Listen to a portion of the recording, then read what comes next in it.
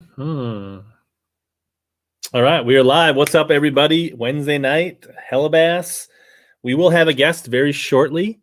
OWA, Oklahoma's Worst Angler. He'll be hopping on shortly. He's getting his kids into bed, which is awesome.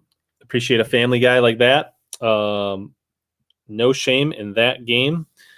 So he'll be joining shortly, but until then, we'll be hanging out. Just you, me, the crew. We'll let people get rolling in here. We'll get going. There's already a handful in. Let me know in the chat who's coming in. We can say hi.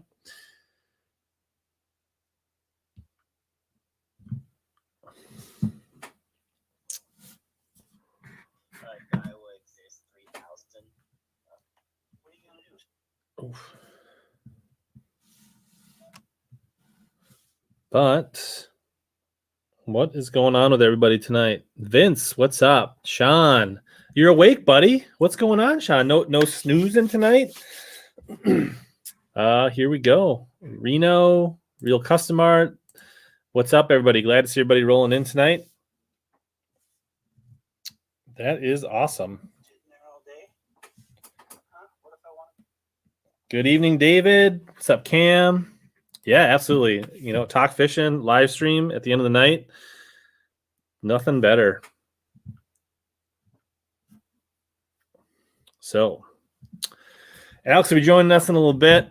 How many of you watched the Lake Fork action from this past weekend? Because that was some pretty epic stuff. I was out fishing, and what's up, Shadow? And so I was fishing a tournament on Sunday, so I didn't get to see it go down live, but watched a little bit of the replay, and that was some pretty crazy stuff. What's up, Brian? Darius? That largemouth. Yeah, he was chunky. The smallmouth we caught were actually way bigger than the largemouth, but he was a nice little fat dude. Probably three something. Yeah, Lake Fork was stupid crazy. And the there's a Critical Gravy, John Welsh. Good to see. Yeah, the fact that he got almost broke. I mean, he was like in the mix to break the all-time record that Dean Rose had at 45 pounds. The fact that he had a topwater and almost broke that record was insane. So I watched a fair amount of the highlights. How would you like to be Patrick Walters and bring in 31 pounds and then not even nobody cares because you're second place and irrelevant, even though you had 102 pounds for the tournament and weighed in 2 30-pound bags and nobody could care less. Do you watch any of this pro fishing stuff? Or are you just too busy out slaying your own hogs? Dude, I even wish I was like, I'm too busy slaying my own hogs. I'm just busy taking care of kids during the day. You're like the Sean Kemp of fishing YouTubers, except for not just in the number, not in the randomness. Yeah.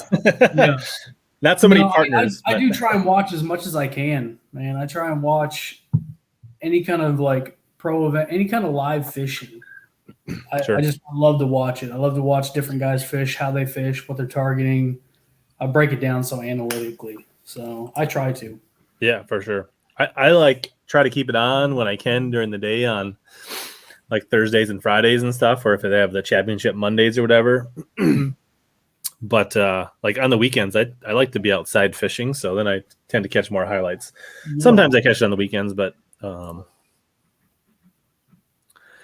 I think Alex sounds pretty good. What does everybody else think? Let me know in the chat. Yeah. Let me know if everything's good on my end.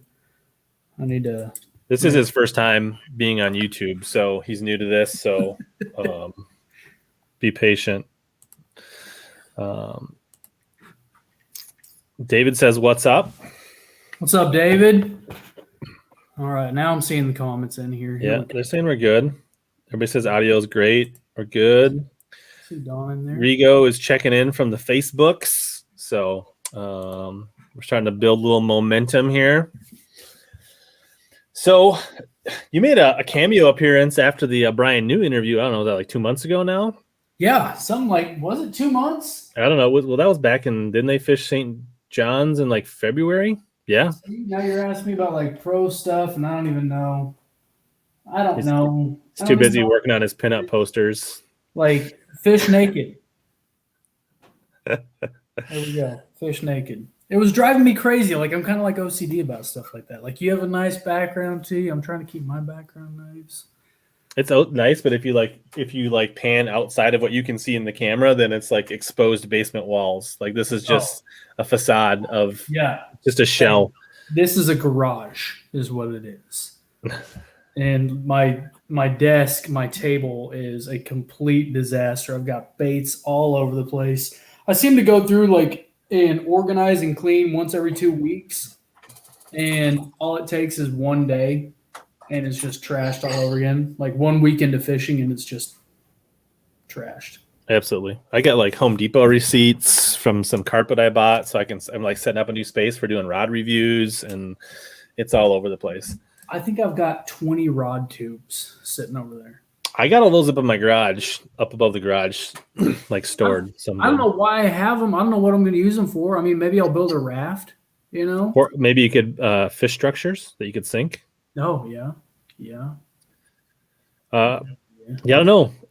Clark should have been good on Lake Fork. That kind of surprises me. I'm glad he wasn't on my team, but I've had my fair share of clunkers this year where Hackney has taken huge dives on day 2.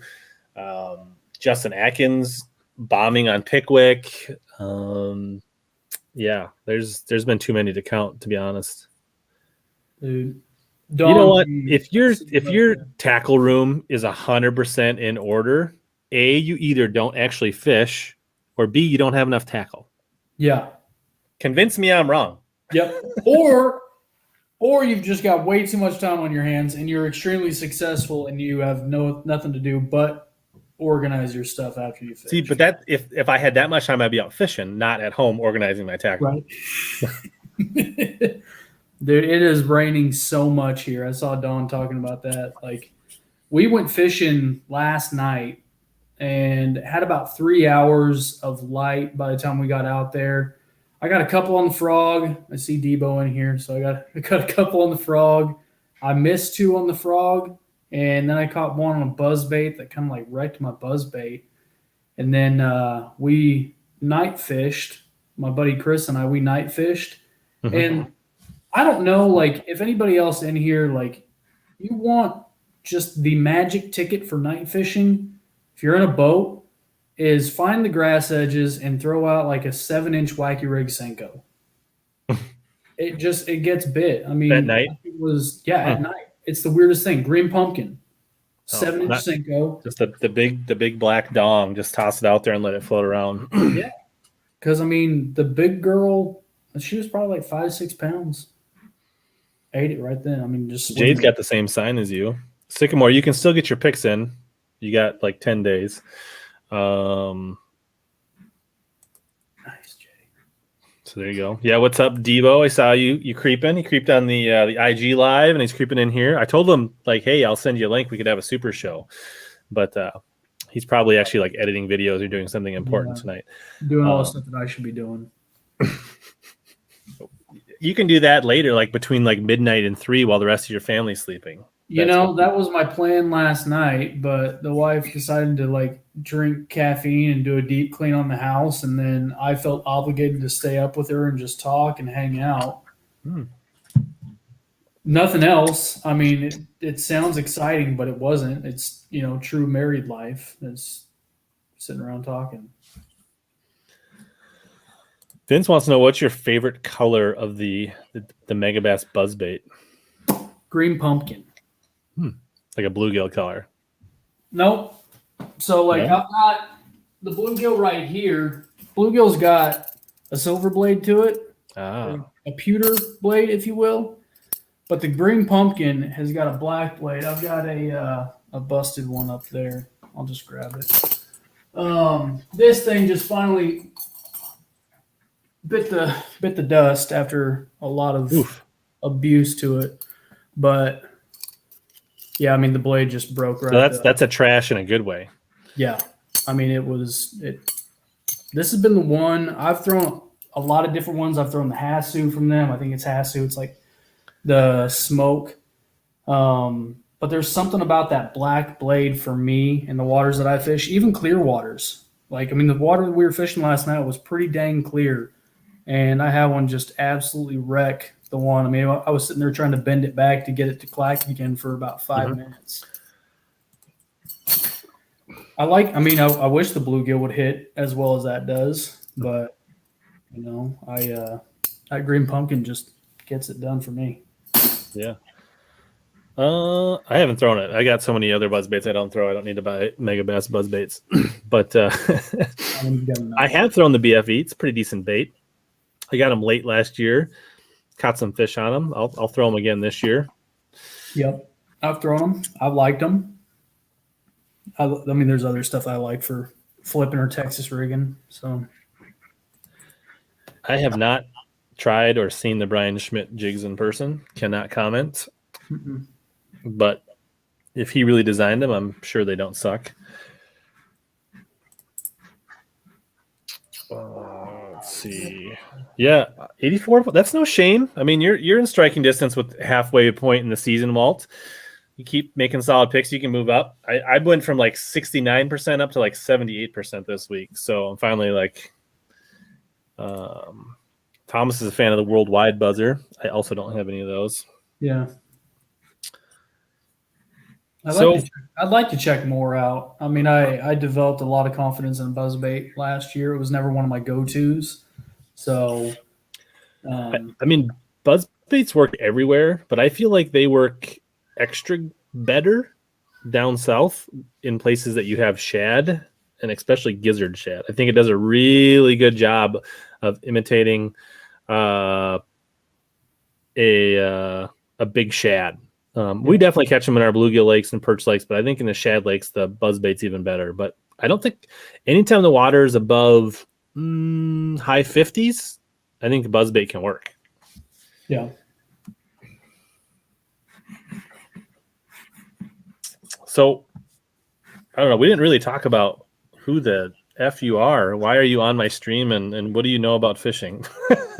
Dude, introduce yourself. Don't be so rude. I feel like, but like we know each other, so it's not anything that like is like, top priority between you and I. I am Oklahoma's worst angler.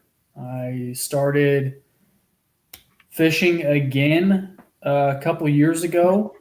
Used fishing to kind of pull myself out of dark space, alcoholism. Always been into photography and videography and wanted to, create content and never could figure out what to do for that. And then when I got back into fishing, I just decided to why not, combine the two. And here I am.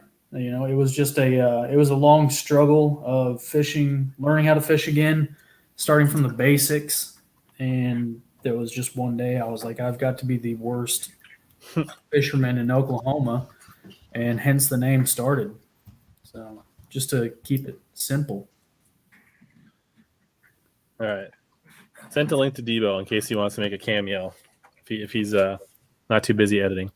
Yeah. Debo, we're already bored because it's just me and Rich. So could be worse. Yeah. Could be Bailey. Could be watching like Randy Blockett or something. Favorite glide bait? Right into the hard-hitting questions. Ooh.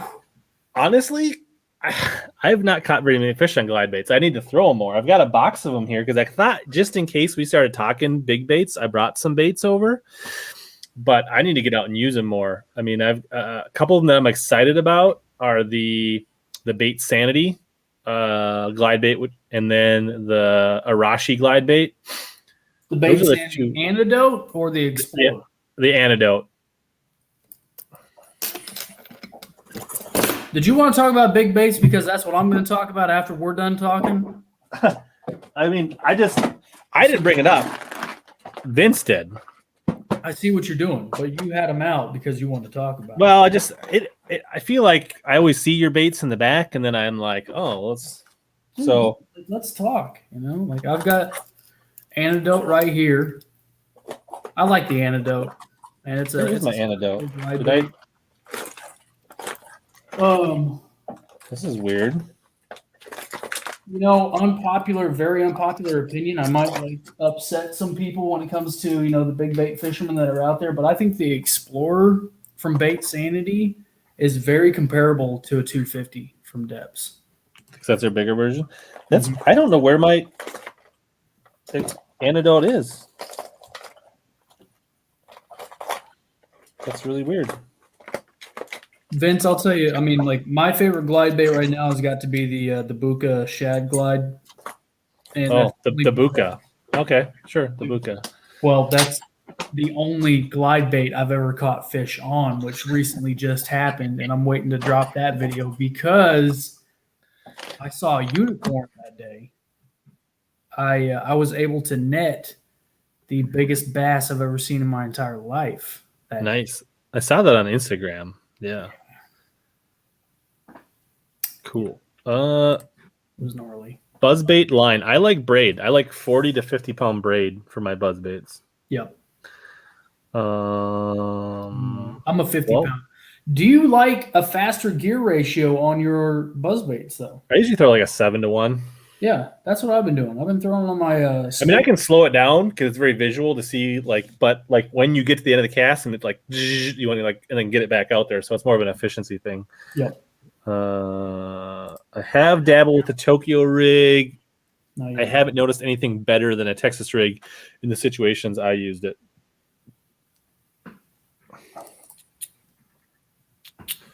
True. Doug could be on the show. I am going to be on Doug's show tomorrow at 3 p.m. on Facebook on his Make Fish Famous podcast. So, how the heck did you get one of those? I think you drove down to the Tulsa show, right? That's where you got that one? Yeah. Yeah. Like I live in Bigsby, so I mean, it was a 15-minute drive, but I was pretty lucky because there was only 2 of the bass pattern left. And I picked one up, and then I literally held one in my hand because my buddy was driving 2.5 hours up. And I held the other one in my hand, sitting there talking with Brad from F5 and talking with the guys at the Buka booth and told them, like, hey, this one is going to be paid for, but I'm not putting it down. I know you're not supposed to hold stuff, so I'm just going to stay right here and be that guy to hang on to this. So I literally held on to the last bass pattern for him, and that's because bass pattern's the worst color. Everybody knows that. Yeah. Did you ever see that picture of that bass that I caught that got T-boned? Maybe. By another bass? I don't just like stock your Instagram profile, so. Yeah, that's how you got all these thumbnail pictures. Doug, throw it. The River to Sea glide bait is a good one. Like for the money, I mean, it catches them. You know what, Paycheck? You should come on. You can give us a life update in Florida and tell us about your BFL win. We can definitely do that. I'm gonna see if this shows up or not. Wait, let me hold still. What is it? It got completely smashed coming up, mouth around that fish. So another bass hit it? Yep. It was entirely too rounded off. I mean, it was just the perfect outline of a bass's mouth. It was probably maybe 2 days old.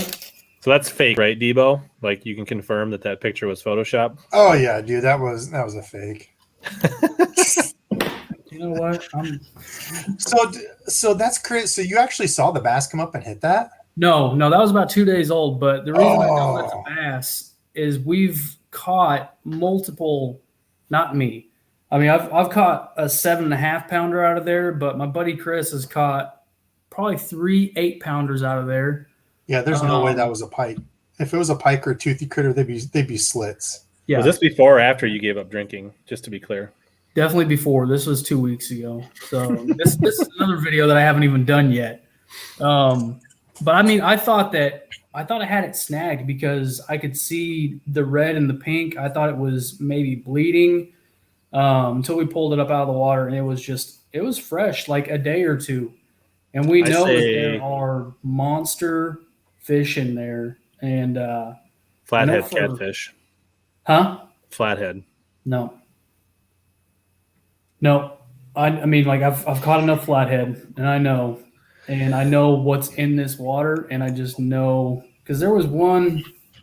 It was when I was the first time ever thrown an A rig with the help of live scope. I had made a blind cast and I was pulling one up and I'm about to pull it up out of the water. And this fish, she scared the absolute crap out of me because she was so big. And like this harvester fit inside of her mouth and I ripped it away from her. Do you know what the hog farmer harvester looks like? Mm-hmm. It's like a chandelier. It's a double rig. Yeah. And it fit in her mouth and I ripped it away from her. That's crazy. Sounds like Iowa fishing. I mean, Yeah, dude, that happens. It's crazy that you say that because I'm literally pulling baits out of 10-pounders' mouths consistently. Never. Yeah, Because it would ruin your said that- channel if you caught big fish, right? You have to stick with your niche, and your niche is small fish. So yeah, that's the thing. I think this is a bunch of BS, marketing BS on your end there. Oklahoma's worst this is angler. influencer dollars from Hog Farmer. He's trying to like hype Yeah. No. Oh, I'm the worst. I'm Oklahoma's worst angler. Oh, No. I'm ripping I've chandelier got baits young away from relic, 10-pounders. Flash Mob Juniors with steel ball head jig heads. I'm lucky if I rip like a 3.5-inch underspin out of a fish's mouth. That was a solid 2-pounder, dude. That would have been a killer catch. But Yeah, I've actually seen too many of those hog farmers break to ever want to buy one. I'm not an A-rig guy. I've only thrown an A-rig one day. I tried it. I'm just like, I have zero confidence in it. Well, People think of it as a big spinnerbait. Like, you love spinnerbaits, right? I'm like, I can catch spinnerbait fish almost anywhere. This thing, Yeah. I don't know.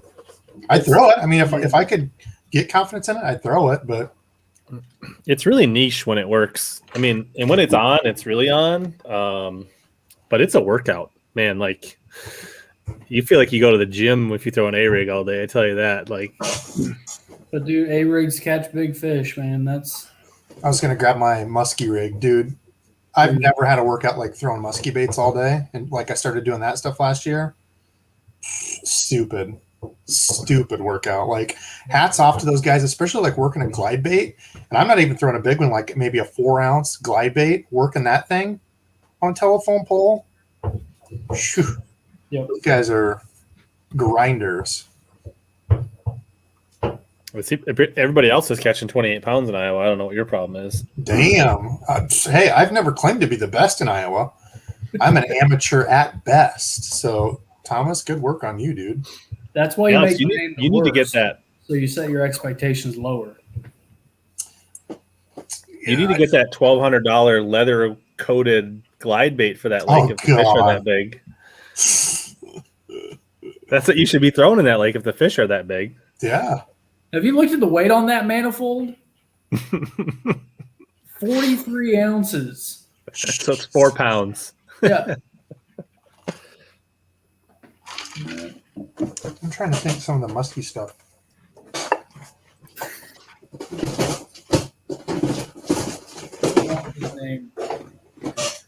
The manifold. That's right. I think I saw a video of somebody throwing it. It was just stupid. I don't have a rod big enough for the manifold. I promise you that. I mean, you would need like a boat snagging rod, you know, because I mean, I've got snagging rod. I got a 10-foot snagging rod, but you know, like the boat ones for trolling, they're 6-7 foot. But I just don't understand the why behind that big of a bait. You know, I mean, It's just the collectors. It's just a wow factor just to create something that's so unique that you sell a few of them and Yeah. But before we forget, take care of business. Thank the guys at Arsenal Fishing for helping out with the stream and supporting the channel. So if you guys need some braid scissors, some wacky pliers, some sun shirt hoodies like these, consider checking out their website. You can use the code scrolling at the bottom. HellaBass 15 for you guys listen to the audio version later. Oh man, this is really going downhill fast. Oh gosh, I haven't said much about him yet, have I? Just earlier, but Okay. he can rewind it and catch it later. So It wasn't anything big. Wasn't anything. Did I miss something? What did I miss? not too much. We were just commenting on your sweatpants. You don't like my sweatpants, dude? I am. No, not we were praising them. We were like, that looks good. That's Like, dude. like- now I see what they're talking about when they talk about gray pants. like killer editing swag. Like just Dude, I'm not even comfortable in sweatpants. I hate sweatpants, and this is the only one pair that I like. So this is my musky rig. It's got a telescoping handle, 8'7". This thing's a monster. Like, that's how big the handle is. Thing's a beast. I think this is a 3 3/4, almost 4 ounce, like glide bait. And dude, like throwing that around for like 45 minutes, I was cashed. Yeah. Straight cashed out. I had one follower, and it's crazy when you actually get a follower. I still haven't caught one on musky stuff. Like the only muskies I've ever caught have been on bass gear. But man, hats off to those guys for grinding with gear like that. It's like working a telephone pole. I thought I was, Spencer, but then after my performance on Sunday, maybe I'm not quite ready for derby season. So a solid 12.5 pound bag did not quite get it done out of Mississippi River this weekend. The guys that wanted had 19 and change largies in 48-degree water on Mississippi River. So kudos to them. Still that cold. That's just wild to me. It was actually 2 weeks ago I went out like pre-practice and it was 52, and it actually dropped like 3 or 4 degrees in 2 weeks. Yeah. Ours is slowly going up. We were, I want to say 2 weeks ago, 55 was the high water on the lake. And we've got to be over 60 now, I would guess. Time for them to eat a frog. Oh, yeah. I'm going to start throwing it. Yeah, somebody sent me a picture on one of the local lakes saying they caught one on a plopper. I'm like, damn, I want to start throwing a frog. The frogs were singing today, too. That's the time, man. You hear them frogs singing. Yeah. Time to start slinging it. I even scared a couple off the bank, which is a good sign. Nice. I'd like more often than not, the frogs scare me when they're coming off. Because normally they're like 3-pound bullfrogs, and it sounds like, a bomb's going off in the water. I don't know what they were doing. I didn't ask. In practice, for me, my buddy was catching them on jerkbait, and I was catching them on a red Quake lipless crankbait pretty good. Like we would have been first or second in practice, but it didn't happen during the tournament. How much was difference between practice and tournament? How many days? Like when you were catching them? Just the day before. Really? It was that much different? Yeah. Wow. I've never done tournament stuff. That'd be fun, though. Favorite frog that's not a Spro?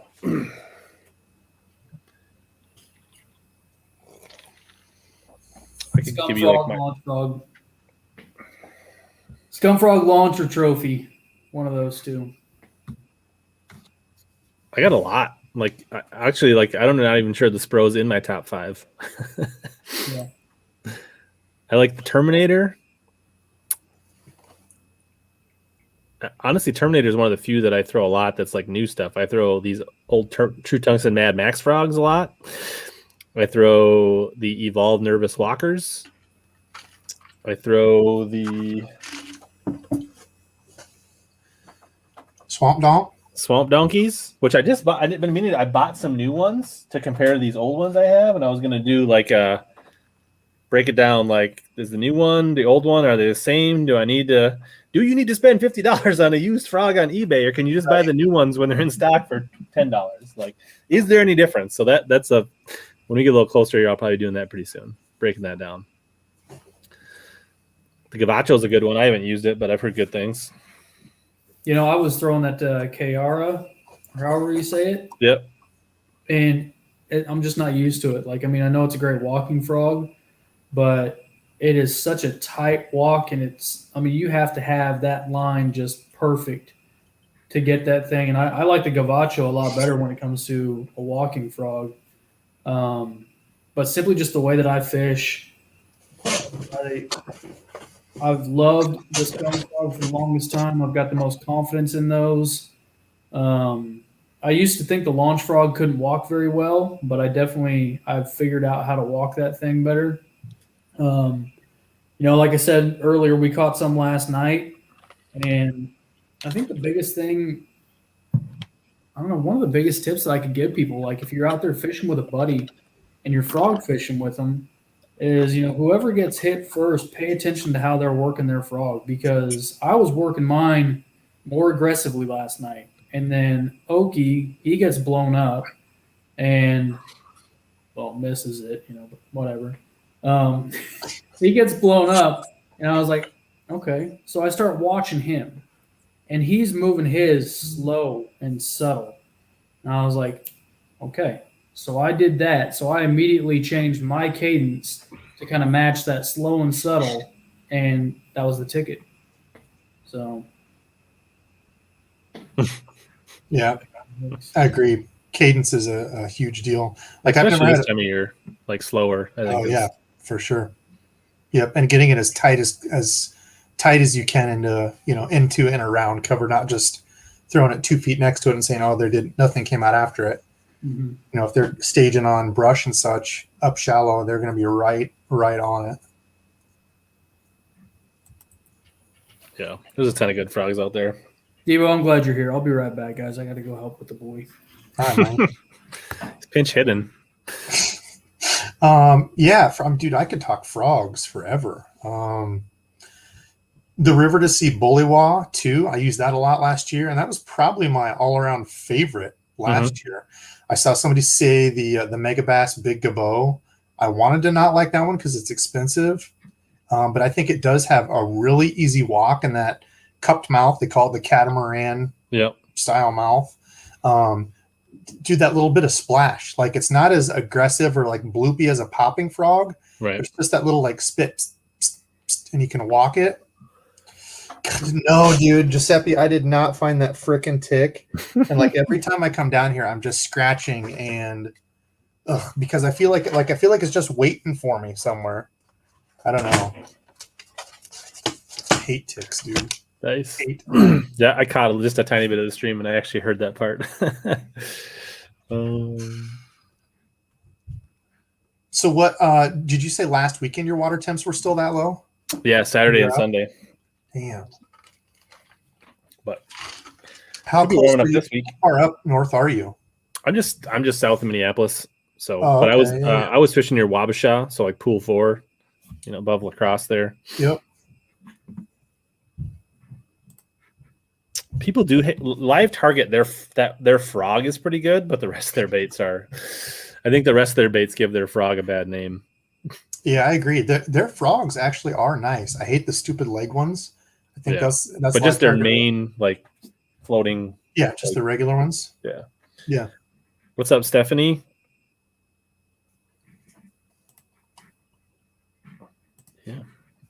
Yeah, I've been thinking about trying these. I feel like the online tournaments never a jive or line up with the weekend that I like.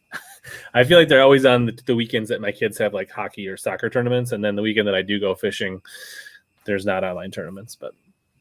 Or I just forget about it. And yeah, I tried a couple, and it's like to me, it's almost like unfair to do those because there's some guy in Florida just hammering them. It's like, oh wow, you got another 20-inch bass. That'd be nice. Go ahead. I was going to say some of them have divisions. Like I saw Milliken just post one. They have a northern and a southern division. Oh, okay. That'd be all right. I tried one, but I couldn't get service. Like to upload on the app, I forget what the app was. They had like a tournament app, but I couldn't take pictures on it and upload it. Like wouldn't work out where I was. So I don't know if that's a common problem that people run into, but yeah, I was down to try a couple, but couldn't get them to work.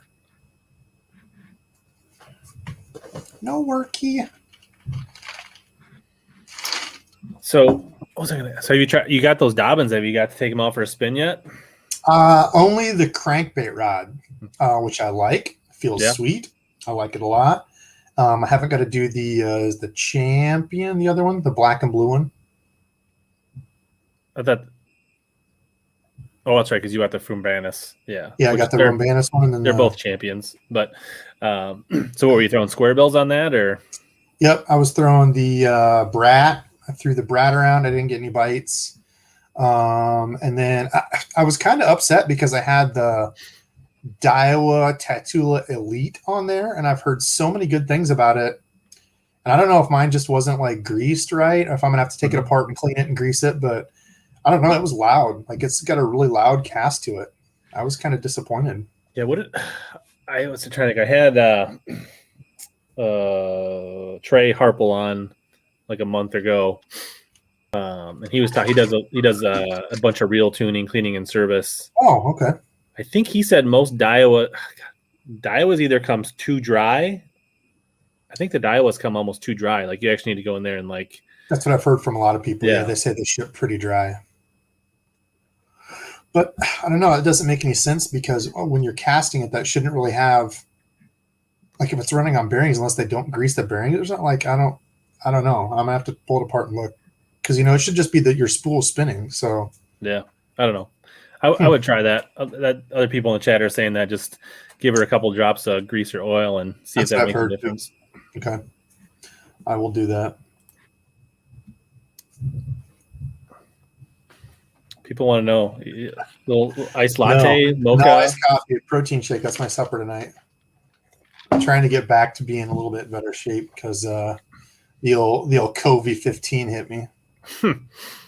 COVID 20. I like to keep my competitive fishing weight up, so that way that I can outweigh a 2-pound bass by at least a full 200 pounds. I can just lean into them. I've got enough weight now. I don't have to reel fish, and I just lean into it and just. Yeah, Daiwas are dry and Shimadas have too much grease. So. Yeah, I'm not one of the guys that takes like my new reels apart. I fish them as is, like when I first get them, just because like I feel like when I get it, they should be good to go. Most of them usually are, and like do the Zillion, the SVTWG or whatever. Yeah, that new one. Oh my gosh, dude, that reel is stupid. I don't want to hear it. Stupid. But yeah, that one was like butter compared to the Elite, so I was kind of upset. But I'll lube it. Feels good though. I mean, when you reel it in and stuff. I would say for me, normally 15-pound for square bills. How about you? Depends. Yeah, 15. I was throwing 17, like on the bigger. It's like I got that one from like my 2.5s. Sure. Kind of the bigger stuff. Size 2 trebles, kind of those along those lines. Yeah, Gramps, I saw that combo. That combo's sick. What do you got that Zillion on, Gramps? He's got on that Dobbins. Like you got the 736 CB, maybe? I don't know which one. I don't remember which one he has, but yeah, he had good taste. We had almost the exact same unboxing with the Daiwas and the Dobbins. And I think actually he might have used your code because I think I shared that and he said he saw your code on that thing too. Actually, now that I think about that, because that's why I bought them. You showed that after, of course, you already bought yours, I'm sure, like you did on the other sale. Jerk. I always get yours before you share the code. Oh, sure, yeah. That's Hella's #1 rule for tackle hoarding is, yeah. No, I was just gonna say I got some new stuff I was gonna show. I heard you guys talking about the big bite stuff. There he is. We got him down. Now you're down at the bottom where you belong. It's okay. I understand. I'm not upset by it. I'm just gonna, handsomest beards have to go on the bottom. You make us look bad if you're up top. No, dude, that beard is shaped too. Did you go to a barber and get all trimmed up? No, I do it all myself. Oh my gosh, that's nice. I let a barber touch my beard one time, and I will never let it happen again. He's got 7 kids. He can't afford a barber. I mean, come on. I love going to the barber too. So. Yeah, I'm just shaving mine now. I just let it grow there for a while. Oh well, a year and a half. Mm-hmm. And now I'm just shaving it like there's no use. Man, I can't do long hair. It is entirely too hot, especially down here. Yeah, what are you guys now? What is your water? I have no idea. Because I feel bad just like diving them out like this, but Oki's got a graph, but his temperature is so off. I mean, really? It is. Yeah, it was showing like 88 yesterday. Yeah, it's not Florida. Does he have it like sitting on top of the transom in the sun? No, I have no idea. Like even when we know it's like 50-degree water, it was showing 77. So, I mean, I know we're in the 60s. I know it's like high 60s. After this rain, who knows?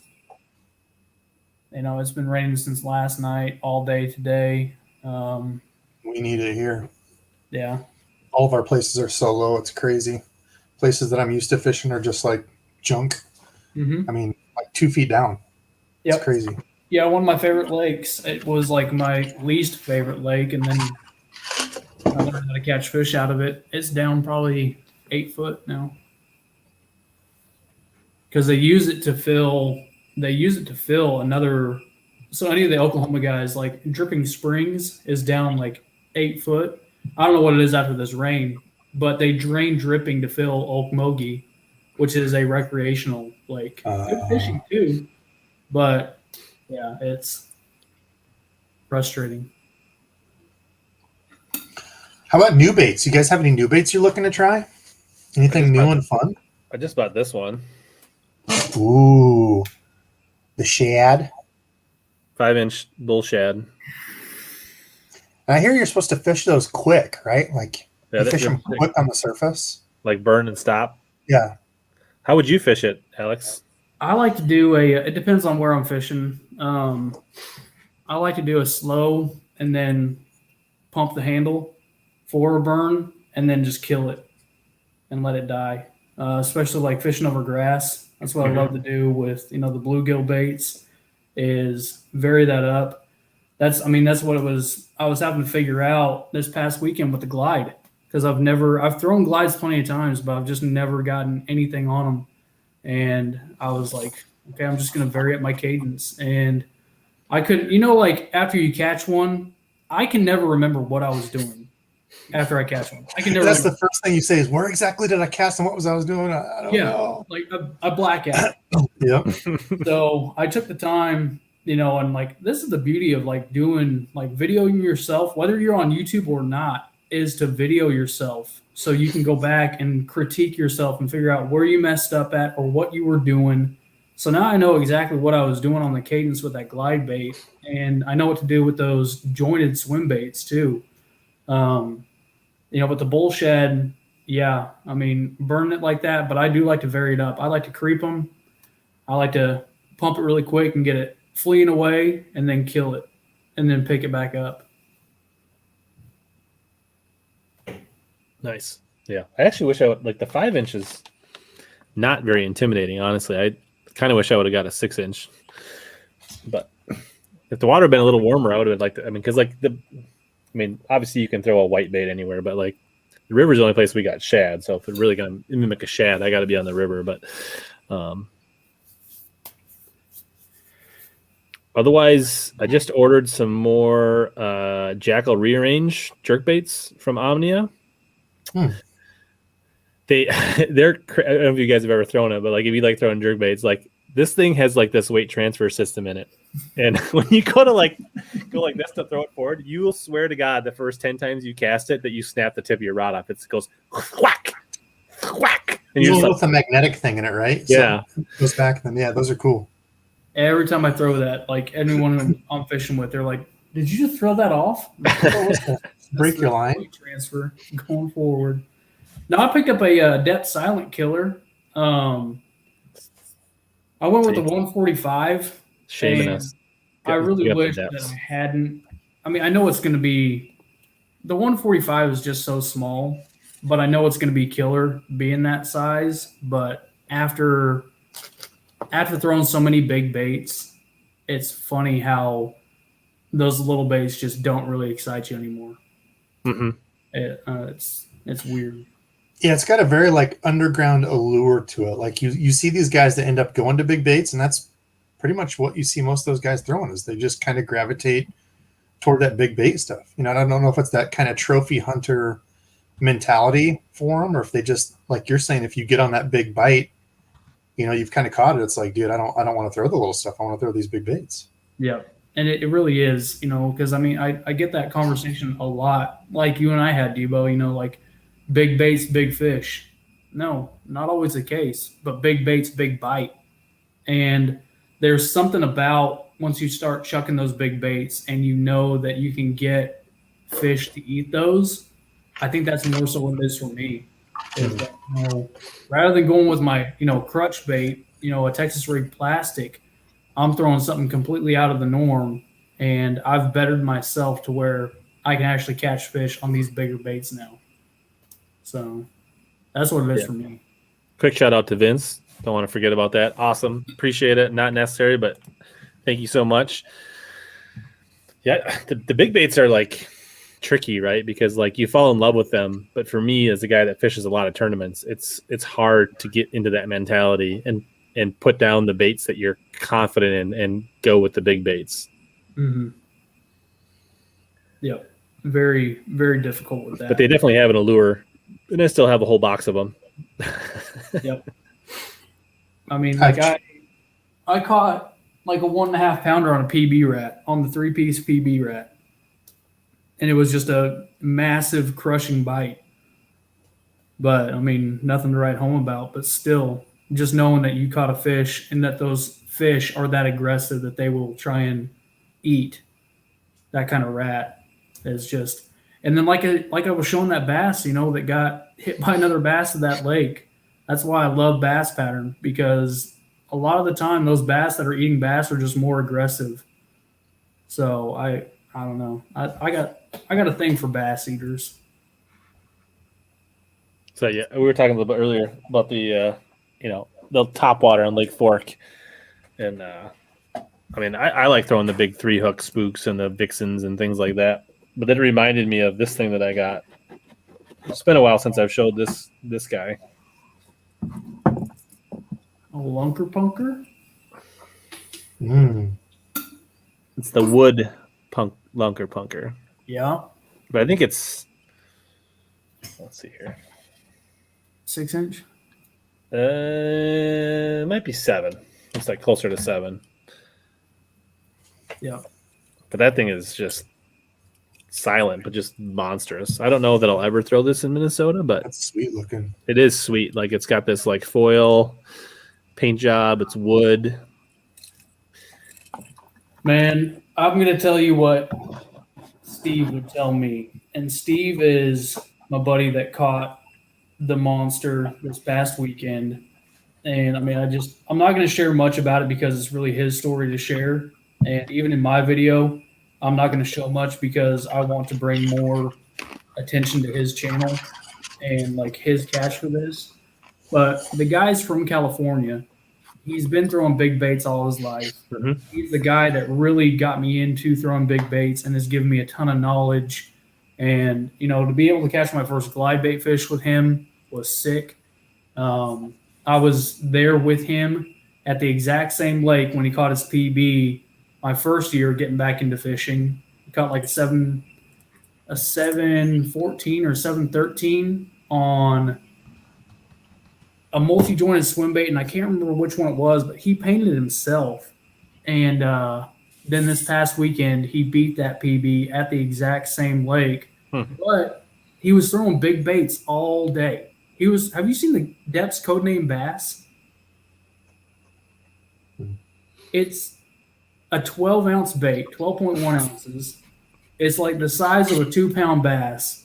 And the amount of followers that he had on that thing was ridiculous. I mean, he was throwing it all day. And he's one of those guys. He's one of those big bait guys. He's got that mentality. He will just throw that over and over and over, just chasing that one bite. And we had gone out, checked a brush pile. He saw a school of crappie out there and decided to change up his presentation. And, I mean, we never even saw this fish until she demolished his bait at the side of the boat. And it was – but what I was saying is what he would say to you, Rich, with that lunker punker is throw it. Yeah. But with how good a condition that's in, I don't know if I would throw that. Yeah, that thing is like a collector too now, so it's a little bit. Yeah. I'll probably just keep throwing my big vixens and other baits. I picked up the ABT Dirty Donkey. Yeah, there you go. 6-inch. That's cool looking. A resin. So yeah, I got carp. I'm switching over to a lot of carp stuff instead of bluegill lately. I think that it's good to throw different stuff. You know, when you got a high bluegill population, a lot of people are throwing bluegill, so I want to throw different colors. I want to give them something different to look at.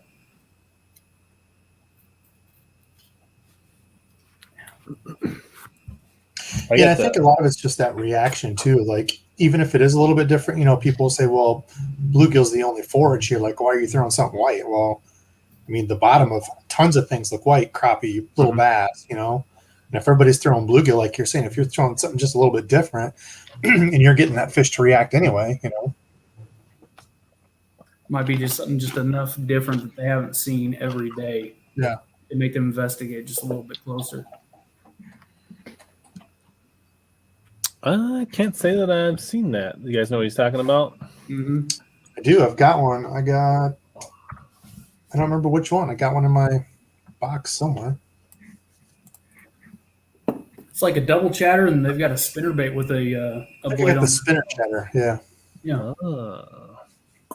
Something new and different. I got the AB Tour Lures original vibe spin. Sure. Is that what we're talking about? Right. Yeah. It's got like one Colorado blade on it, and then the chatterbait deal. Is what we're talking about? It almost looks like. Oh yeah, I was just gonna say it almost looks like an oversized beetle spin with the chatterbait blade. Yeah. It is. Interesting. Yeah, I picked up one just to see. I wonder how hard it's going to be to make that stay true, like when running. Mm-hmm. I did throw the Klaken. That's actually the first time I heard about them was on your channel. Yeah, when I was on your live that time. What'd you think? Through the Klaken. Dude, it's super consistent. I haven't caught a fish on it yet, but yeah, consistent. I got the bluegill color with, what did I put on it? Oh, the missile baits, whatever they're. Shockwave? Shrapnel, the color. It's like a bluegill looking one. I've never thrown any there. I've only thrown a few missile bait things, so I did a big order unboxing deal. It has some cool stuff. So he said, what's your favorite bluegill bait? I'll show you my favorite bluegill bait that I've never thrown before.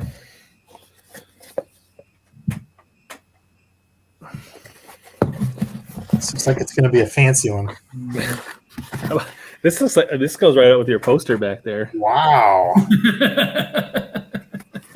It's got like fancy as hell. Straw packaging and stuff. Straw. Oh man. Where's my JSJ Baits? He's a like custom bait maker out of California. And this is his snack-sized gill. That's so sick. Yeah. I have a huge appreciation for the guys that do that stuff. So much time goes into that. Like, I just paint baits, but like when you're somebody who's making your own, even if you're doing the resin stuff like you had, Alex, that stuff takes so much time to mold, demold, clean, put hardware on. I feel like I need to throw this though, because I feel like this thing is like the perfect size for Minnesota. Like, yeah. But I would be heartbroken if I lost it. That's get part me of my 30-pound big game for that one. CXX, man. Yeah. That's why I throw my my big stuff on. CXX. What pound? 20? 25. I put some 20 on mine but I'm only throwing like 3 ounce, is going to be the biggest. So yeah, 2 ounce, 3 ounce is kind of the norm. Yeah. On there. I mean, I've pulled up trees with that stuff. Sure. It's stupid strong. I think the big thing is just going mono, because then you're not going to have any like freak weak spots like you do with braid or fluoro. Yeah. And that's the thing with that CXX. I mean, if you do backlash that and you get a kink, don't trust it. Do not trust that CXX if it gets a kink in it. I've seen it happen too many times. Nothing to me, knock on wood, but. That's anything, though. Enough people don't give that credit. Like when you backlash with fluorocarbon, if you get a kink in it where it's bent and you're picking out a backlash and there's a kink in it, I mean, that's just as bad as a bad fray. Mm-hmm. Yeah, people don't. Probably worse. Yeah, I mean, people don't talk about that enough. Yeah, they don't give them away, solid rock outdoors, but you can go to JSJ Baits on Instagram, and he does drops occasionally for those type of things.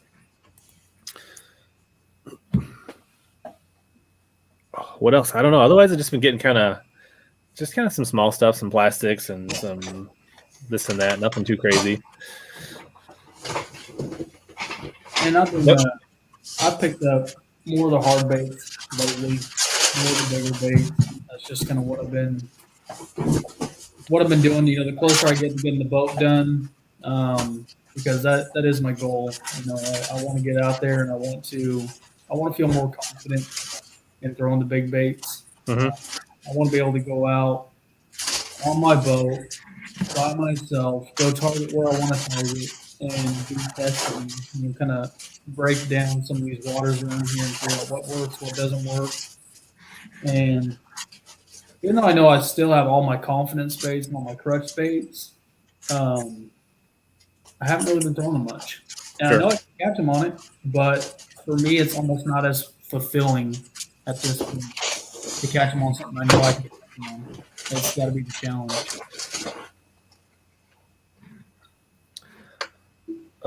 Yes, I have heard of the burrito baits. They're a soft bait.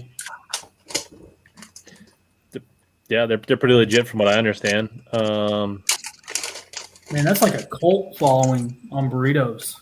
Yeah. A cult-like following, not like, but cult-like. It's honestly, big baits mono is the way to go. I think that's what I think.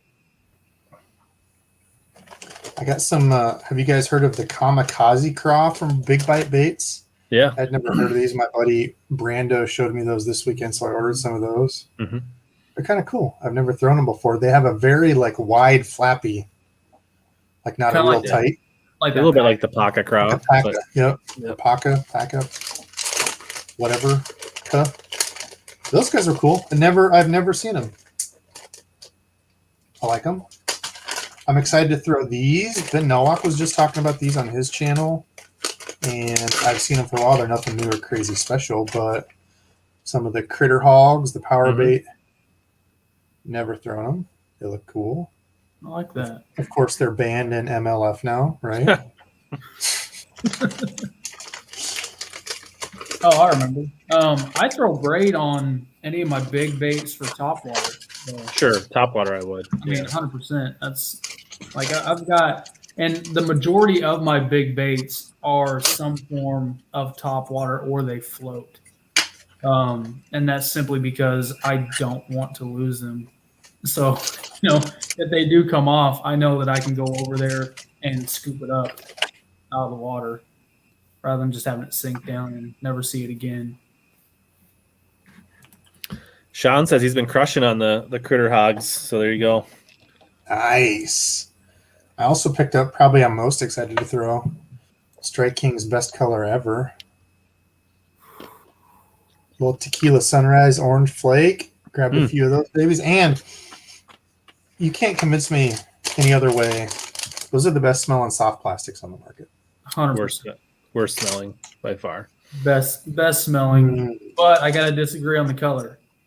What? I know. Chameleon. So I've never thrown chameleon. Chameleon. I'm telling you, if you haven't thrown chameleon yet, you're gonna. Yeah. If you throw that in your bluegill ponds, you're gonna message me. And you'll be like, okay, you were right. I've not thrown it. Green pumpkin is so hard to beat in like a bluegill deal. Have like a little bit of chartreuse on it. Yeah. I don't know what color chameleon is, but in Deer Tay water, tequila sunrise. That's kind of paying homage to my old man. Growing up, it was tequila sunrise worms or nothing. You don't get in my boat. I used to throw the tequila sunrise power worms a lot back in the day. That's it. Yep.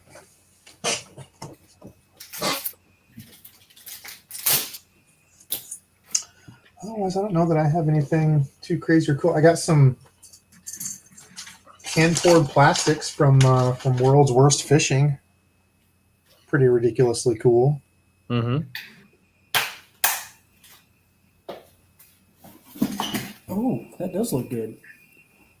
So the chameleon's kind of like California 420, maybe a little bit. Oh, that's interesting. Green, blue, orange. It's almost like the, what is it, roadkill, I think, in Reaction Innovations. Maybe that's Yeah. what Call it roadkill. Yep. Man. Yeah. Dude, I know. Yep. No, chameleon is like, That's if I'm cool. fishing ponds, that's my go-to around here. Never thrown it. But see, I don't have crap for luck on the watermelon red flake. And like a lot of people, that's the go. Like, I'd rather just throw a straight green pumpkin. I always like a little fleck in my green pumpkin. I don't know. I like green pumpkin blue, green pumpkin purple, green pumpkin something. I do as well, yeah. But I feel like just a regular green, but like if I'm just going to grab one to take and I don't know for sure, green pumpkin's hard to beat. That's why most of my plastics are Tramp Stamp or Superbug or black and blue, green pumpkin on the other side. We got to bite one of them, right? Tramp is my go-to favorite as well. Yeah, Tramp Stamp. It's like I got a bunch of those in the missile baits. I forget what they call theirs. Superbug. Yep, Superbug. Yep. I keep a bulk pack of the Superbug D-bombs in the boat. Yeah. I got a 25 pack of those. That color is the Quiver 6.5 or whatever I think is what it's called. Destroyed for me on Nico rig last year. Debug grinder. Sounds like a drink at the bar. Yeah. Is that a color?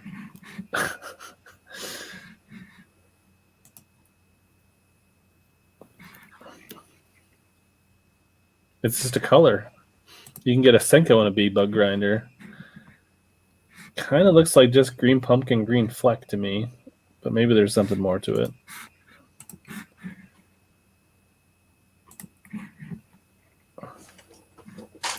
David, that was the Strike King Rage Bug in chameleon.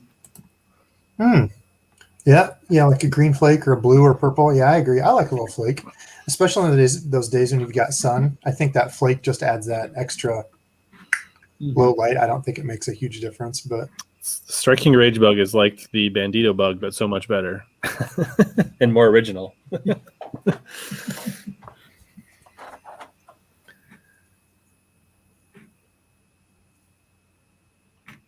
No problem, David.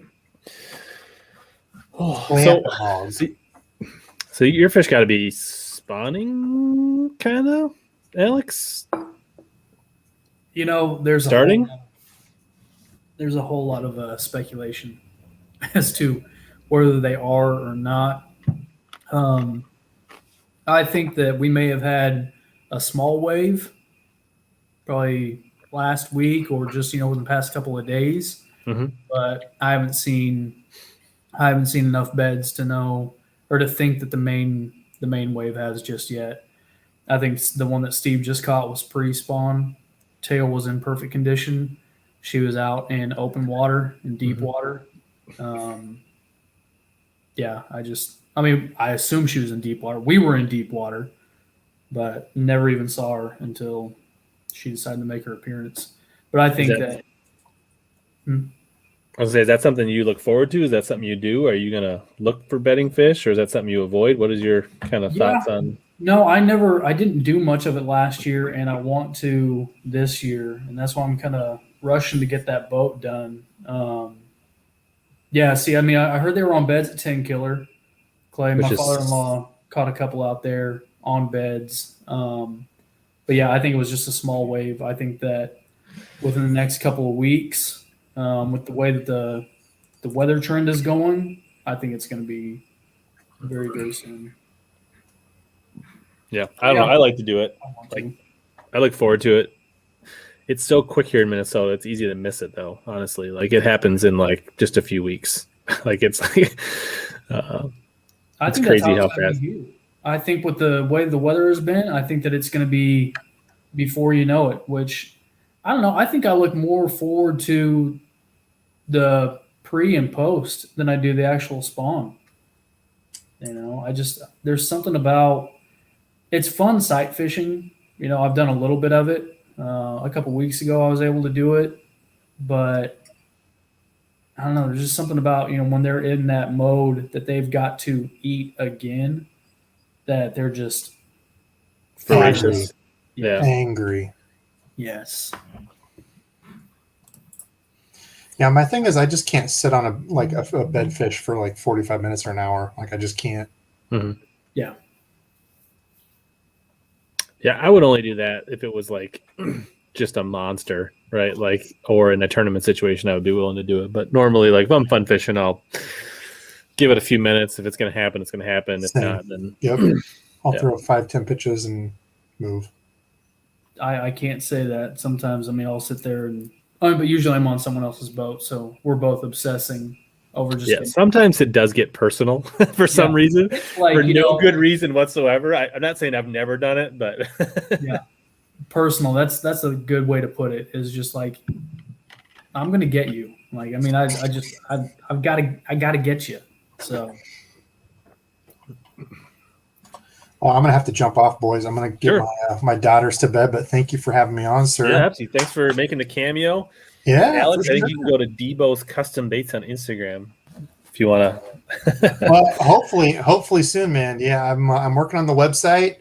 I don't know. I keep saying it's going to be soon, but it's a lot of work behind the scenes. I didn't realize it was going to be that much, but hopefully soon. Actually soon. But go there, and you'll be the first to know if you're on his alternate accounts on Instagram. So there you go. Yes. Thank you, brother. All right. Good talking, guys. Take it easy. Thanks, Debo. I'll just go back and forth until I figure out what's working. I don't have a huge preference either way. I understand the I don't know, the thought process behind bright, being able to see it a little bit better. But for me, I'm going to go natural. Like, I mean, I want something to just look as natural as possible to where they're going to be more apt to want to move it. Although, if you fish, obviously it's not a normal, but like a lot of times smallmouth, the brighter the better. Like you can throw a bright bait 5 feet to the left of the bed, and they'll just be like, like. Yeah. But I mean that's on the bucket list. I've never caught a smallmouth. Never have. We've got them here, but I know. We've got. It's not that far of a drive. I've never really been able to target them. The one lake that we have here that is just full of big ones is electric only. So sure, but 10 killer's got decent smallies. No, yeah, it definitely does. I saw them. The first tournament that I did this year, guy brought a couple of 6-pounders in. Beautiful. I've heard Eufaula doesn't have a lot, but it's got some big ones in there. Yeah, and Eufaula is massive. I'm not a big fan of big water, Rich. I really am not. Well, yeah, I mean you're not rolling around in 21-footer, right? No. So even when I've been my buddy's got a 19.5-foot skeeter, and then Chris has got the 20-foot Lund, but still we would just rather fish deep, like mid-sized to small lakes. sure. It's what I like to do. I don't know. I just obviously my boat will never go on big water. It's only 15.5 foot. But the other thing is, like, you don't have to fish the whole lake either, right? Like, you can just go pick a creek arm, right, and just be like, that's my lake for the day. So, Yeah. But yeah, I mean, you don't need to go to those big. I mean, like, hey, Minnesota, we got a ton of just little gems. Like, it's just, but we also got some great big lakes. So, if it wasn't for tournaments, I don't know that I'd spend much time on big lakes. Honestly, when I go fun fishing, I don't go to Minnetonka. Like, I go to these little, 250 to 1,000 acre lakes. Have you ever gotten to the point with tournament fishing to where you're just kind of like, I need to put it aside for a while and then just go fun fish and just kind of get that back? No, I'm like 112% ate up with the competition side of it. Yeah.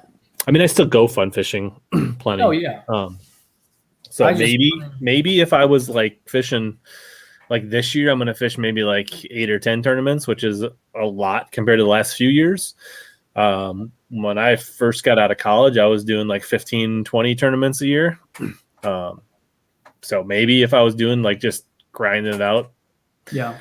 But I don't know. But like we talked about this last time, like even to some degree, filming and trying to create contents, even when you're fun fishing, puts an element of pressure that also resembles a tournament because you're like, you can't just go out and fun fish because you like, sometimes I do though, like we'll say like, I'm just not going to film today.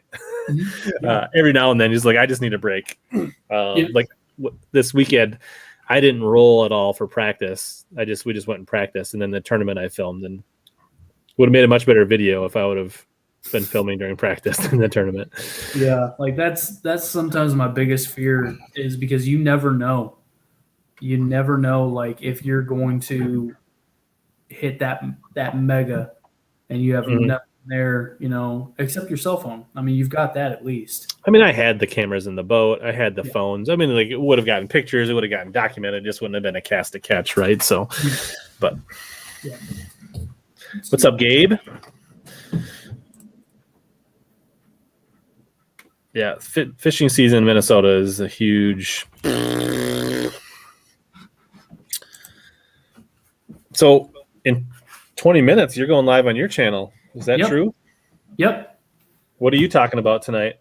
I'm going to talk about big baits, swim baits, and equipment. To use, to not use, with my very limited experience and knowledge, but a whole lot of accumulated knowledge from different experience, personal experience, and stuff from buddies of mine. I've been getting a lot of questions lately, and I planned on doing this last Wednesday, but just had some family stuff going on that Mhm. it got to that point to where it's kind of like, I mean, I could have done it, but I was better off just taking care of the family stuff. For sure. Place. I think Donkzilla Fishing is the coolest name I've seen in chat tonight. That is awesome. That's awesome. Here's a little. How about a little King Gill Yep. from Dream Smasher? I've yet to throw this, but it's been sitting in my box. Check out the wedge on that bad boy, though. Just Dude. like, does that get you excited? Yes. Are you aroused right now? Yeah.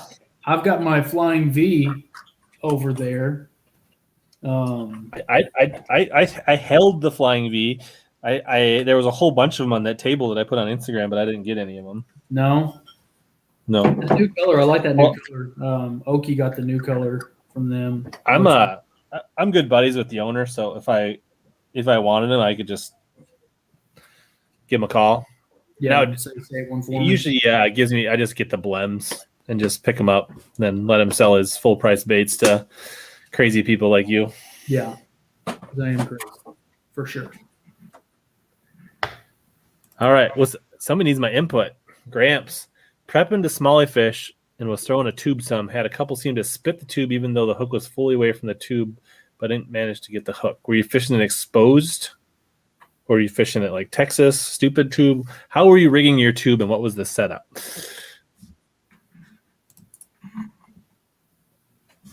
Yeah, I've seen some guys like Instagram posting some really nice fish on this little critter. And I wouldn't call it a big bait, but like that's a bed fishing bait to me. Like that's just perfect. and a great pond swim bait. Like it. Yep. Like I got I can't remember what these ones are. I don't know. Green pumpkin. Just a 6-inch weedless. Yep. I got that, and then I've got the what was it? That gin clear. I'll be throwing gin clear this weekend. We're going back to. Me and Oki are going back to the same lake, and I'm really going back because I got on some frogs. Nice. I love frog fishing. That is my absolute favorite. But that's also where I caught the glide bait fish at. But I learned a lot of stuff from how Steve was fishing and what he was catching them on, where I got a little more insight and a little more knowledge to really kind of maximize the time out there this weekend. Yeah. I got the do I have some of the clear ones? No, I got this. I don't have the clear ones, but I got this kind of like shimmery white one. Uh-oh. Uh-oh.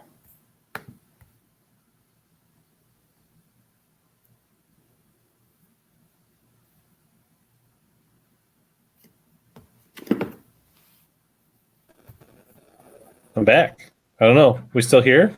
Yeah. Dude, I didn't know if that was me or you. I think our internet spiked. My internet is like notorious for just crapping out, so I really thought it was me. So I was probably. I think it was that you were making fun of Guggen Bates and they shut us down for a minute. I haven't done that yet. We're running out of time. I've got two people hating on me. Yeah. Debo. Brian's ordering himself a Cadence 745 from Graham. Oh, that's awesome. I don't have that rod. That rod definitely interests me. Appreciate you, Debo. You didn't have to do that. That's awesome. Thanks for coming on. If you guys haven't checked that out, Debo does some cool stuff. Let's see. Back to the tube jig question. Tube jig kind of EWG text pose. That's weird that you weren't. So you were Texas. No. So were you like stupid tube rigging it like this? Is that how you're rigging it? Like that with the tube?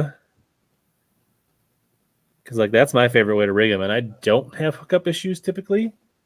I don't know, but I fish it on like 12 to 14 pound line on a medium bait caster. Do I ever do fish with fans or do giveaways to fish? I can't say that I have. I don't know that I have fans. That seems weird. I've done some giveaway trips for like fundraisers and like for the Minnesota State Bass Federation, things like that. So I mean, I've done some things like that for like fundraising type opportunities, but it's just like it feels like. I mean, I have like I don't know about you, but like I've got like buddies and people that I mean to fish with every year that I don't get to fish with because it's just like between work and tournaments and family and soccer and hockey and kids and this and that, and it's just like it never seems to work out. And like I'm always wanting to fish with more people, so yeah, it's crazy. It really is that way for me. You know, like it's you get kind of into a groove with the guys that you fish with on the norm, and it's tough to break that groove sometimes. And sometimes it's just easier, right? Because like you're like my neighbor Bill, right? He has kids the same age as me, and it's like it's just easy to like get out and like had it on your jig rod too much, maybe. I'd throw it on like a Dobbins DX 743 with 12 to 14 pound line. That's what I throw my stupid tubes on, if that helps you. Whoa, what are you doing, Doug? You go to bed at 9, buddy. Come on. What's I don't want you to be sleepy at work tomorrow, tired. I don't want to be blamed for this. Yeah, kneeling and reeling. Those were the good old days. Like crankbaits get so deep now, I don't know if they need to kneel and reel very often. Yeah, we talked about this earlier. Jay wants me to fish. Like I feel like getting pressure from both sides to jump in these tiny boats and fish these tournaments. If I do, be one of the southern ones, like Robert or something like that. But I'd have to look at the schedule.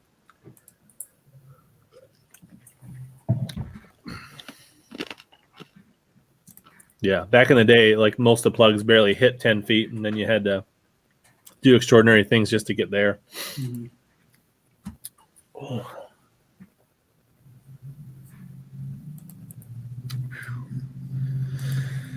Oh, I suppose you do need a few minutes to get prepped, or what? I mean, I feel like I've got enough crap sitting around me right now. Like, I mean, I've got a battle shad right here. I've got a Miyagi over here. I've got a little ice slide 135. I've got the Silent Killer. Just low-key flexing. Look at you. I've got the Rising. I got this new guy right here, too. I haven't shown anybody that just yet. I didn't want to hurt Debo's feelings. That bluegill I showed earlier tonight was definitely one of the most expensive baits that I own by a fairly large margin. Yeah.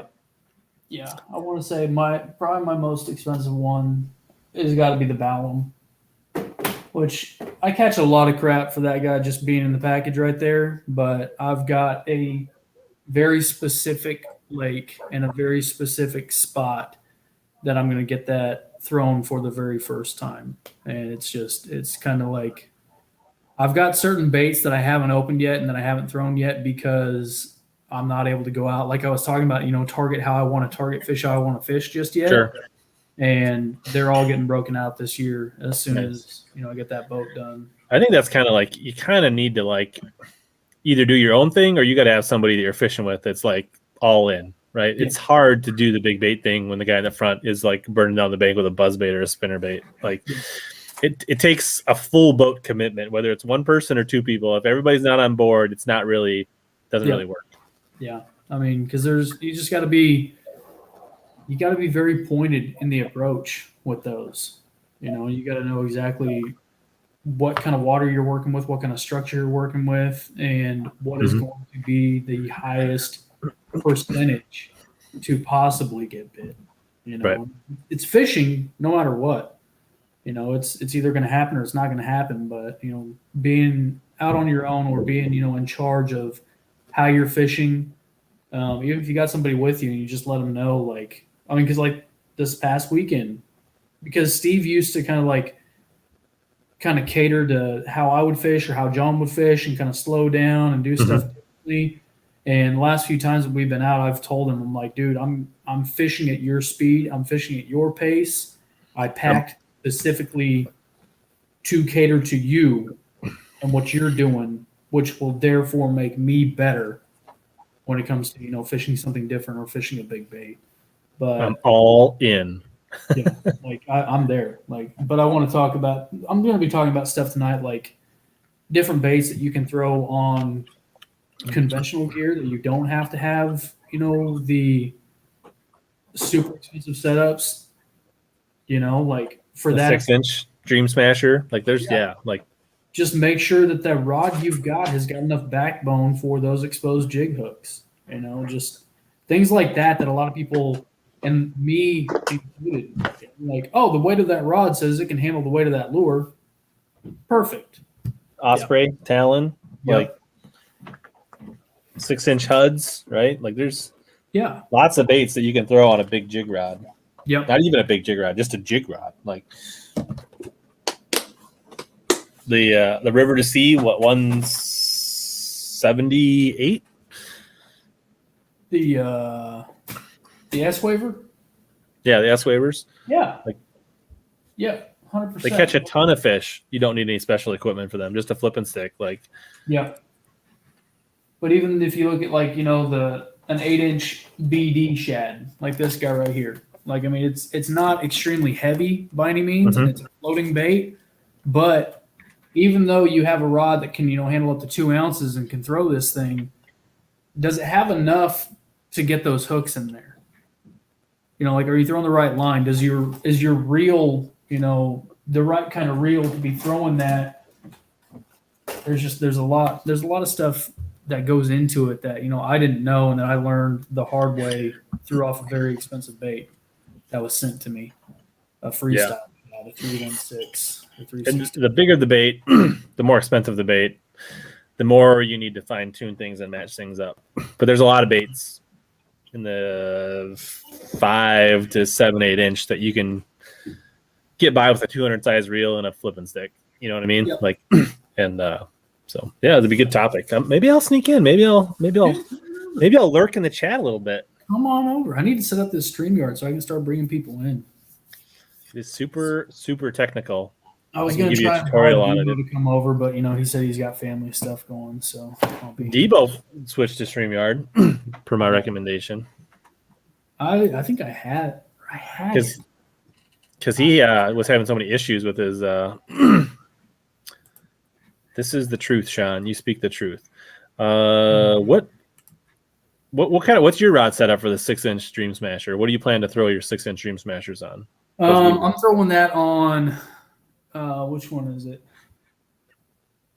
Either my Halo KS Elite heavy, or I throw it on the HFX extra heavy. But what rod length? 7.6 to 7.11. Yeah, but you said heavy to extra. But nothing crazy. These are just flipping sticks. These are not. Yeah, these are not swimbait rods. Yeah, same for me for the 6-inch. I would probably. I'm not throwing it on this guy. That's an F5 Ghost Code, 8 foot, 2 to 6 ounce. No, it could handle it, but I don't need to. I keep those rods free for the specialty baits that have to, just kind of make the switch a lot easier, so I'm not having to take a whole bunch of stuff off and retie all the time. Yeah, I'm not sure, Gramps, on the tech side of that. I don't know if there's some way to use some kind of capture card to get it to recognize or not, but yeah, I'm just using like a 7.3, 7.4, 7.6 heavy jig rod for mine, like nothing special. I keep my 795 Swimbait rod, my Mike Long snatcher rod for some of the glides and some of the bigger baits. I've had that rod forever before he was like the Mike Long we know today. Yeah. But he used to have a signature series Dobbins rod. Wild. But, dude, you probably need to run, right? Oh yeah, I guess so. So you got 4 minutes before your stream starts. So we'll hang on a few minutes. I'll answer a few questions. If guys want to keep getting their bass fix and you guys need more of a big bait fix, you can go over to OWA. That or it's going to be a whole lot of random. So But either way, you won't want to miss it because it's going to probably be a train wreck. Let's be honest. Yeah, it will be a train wreck for sure. You guys can guarantee that. I can guarantee. Sure. So this is what you're looking for on the interwebs. This guy right here. It's me. He should be going live in a few minutes. It's mostly terrible, but some of it's okay. There's one video done. If you scroll to his very oldest video, I highly recommend watching that one. Go to the absolute oldest video. Watch that one. Leave a comment.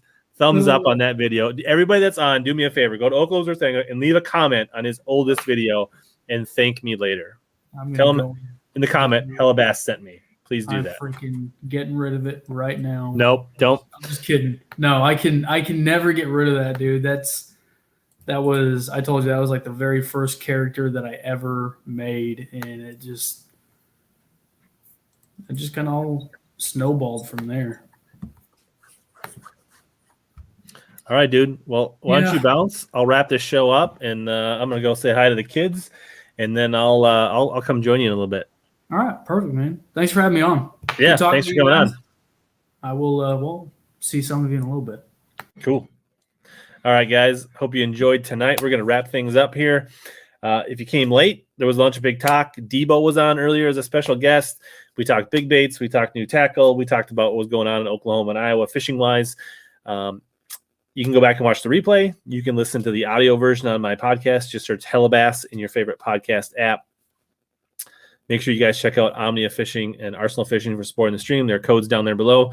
They got a ton of good stuff. You'll save a lot of money and support my channel at the same time. Thanks to you guys that super chatted. That was super awesome. You guys didn't have to do that.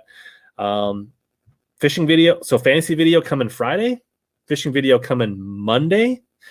And I don't know why anybody would go to Iowa to do anything. You're right, Sean. But so videos coming out. Appreciate it. Subscribe. Hit the notification bell. And if you guys want to continue to catch more big bass and suck less, make sure you tune in for more HellaBass.